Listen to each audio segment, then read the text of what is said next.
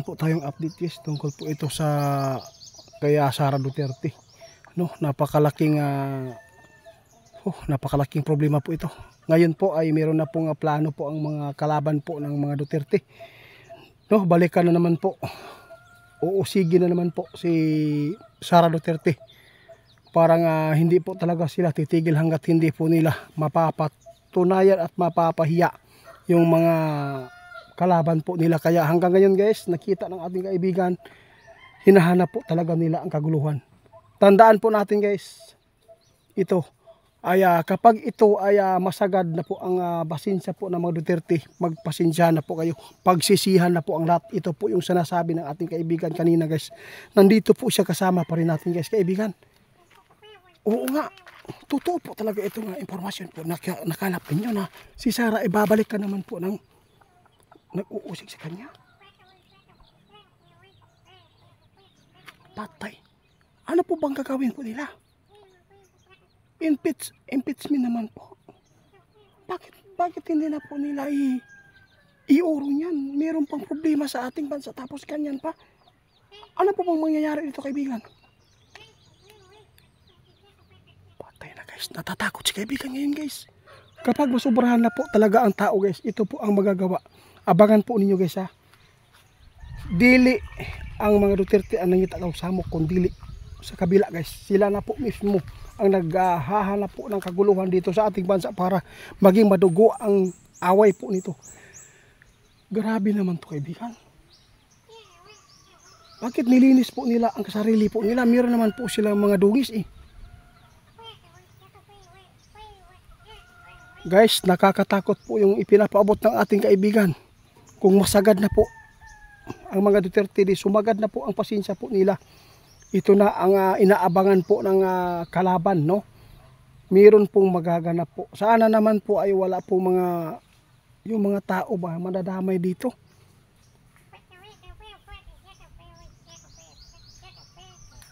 Patay kaibigan. Ano pang ibig sabihin nito kaibigan na nakita ninyo? Meron po bang madugong patayan dito sa aming bansa? Si Larry guys, patay na. Dapat ito maganda tayo. Ano po bang gagawin po? Ano po bang maganda po ipapaabot sa mga tao ngayon? Ha? Guys, nakakatakot itong ipinapaabot ng ating kaibigan.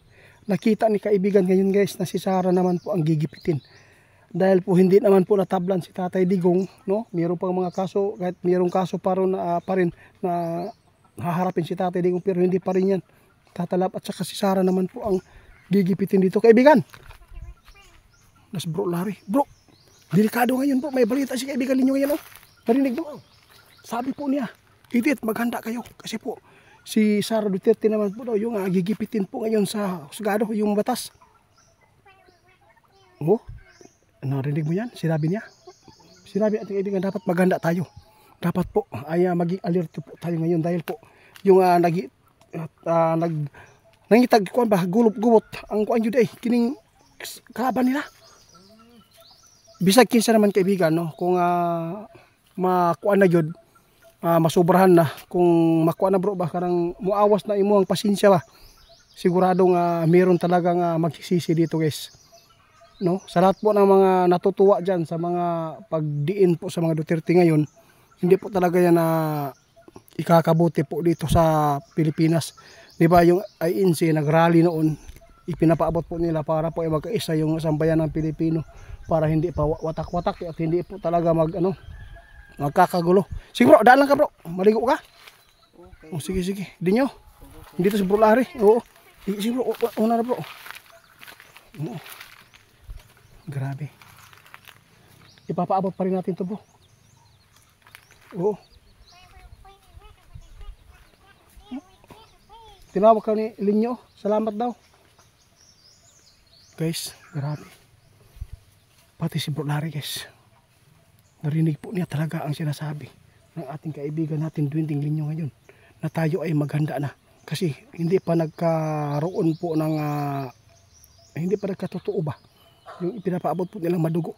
Kung ito po guys yung paggigipit guys, posibleng magaganap po ang pag-declare po ng mga kamusliman ngayon, yung mga sumusuporta sa mga Duterte, ay pwede pong mapapahamak po ang ating mga otoridad dahil po sa mga panggigipit po ng mga BBM po ngayon, no? Marami pong nagplano po talaga sa kapahamakan po ng mga Duterte. Kaibigan, sana naman po kaibigan ay malutas po ito. Paano na lang po yung mga tao? Makita po natin guys na sobrang hirap ang panahon natin ngayon dahil sa dami pong naghihirap.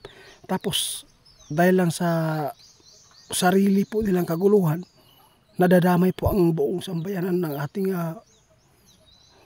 po. May mga tao sa baba guys, kasi si Bro Larry nandun. Nagtatanong po kung ano po daw ang ipinapaabot ng ating kaibigan ngayon. Kaya dapat po talaga natin maipaabot ngayon. Sa lahat po ng mga makapanood sa ating video tungkol po sa kalagayan ng ating bansa ay nasa delikado po talaga ang ating bansa dahil po ang mga Pilipino, ipinapaabot na po ng ating kaibigan na maraming Pilipino magpapatayan dahil lang po sa kanilang pinaglaban po ng mga bawat politiko ngayon guys, at saka hindi po nila talaga na alam na hindi na po talaga maganda ang kanilang ginagawa na pag-uusig sa mga Duterte. Tapos ganito po ang nangyayari. Salamat po sa inyo kaibigan Oo. Kaya hindi lang ako magtatakal dito kaibigan dahil po si Ramil ay meron po kaming pupuntahan. Oo. Sana po ay nasa mabuti kayong kalagayan, at saka kung meron man pong mga impormasyon na karapat dapat na ipaabot sa mga tao tulad nito, napaabot natin. Pagdasal po natin guys na sana. Hindi lang ako magtatagal dito kaibigan. Sige, alam ko aalis ka. Guys, ito po yung sinasabi ng ating kaibigan guys. Dapat po maghanda ang lahat dahil po sa panggigipit po ng mga tao kay Duterte ay nakikita ng ating kaibigan na hindi po maganda ang kahinatnan po nito kapag ang tao pag nasubrahan na sa pasensya at aapaw na po. Kaya ito po ang mangyayari at magaganap. Kaya sa lahat po ng mga nagsuporta sa atin, salamat po sa inyong pagtiwala, at saka mag-ingat po tayo at mag-imbak lang po tayo lagi ng mga tubig at pagkain para po sakali man ang mangyayari ay agad po tayong makapag-ready. Ito po yung area natin guys. Ang init. Buti na lang nandyan lagi si kaibigan natin guys. Kung wala pa, hindi natin alam kung ano po ang mga babala po na susunod po nito.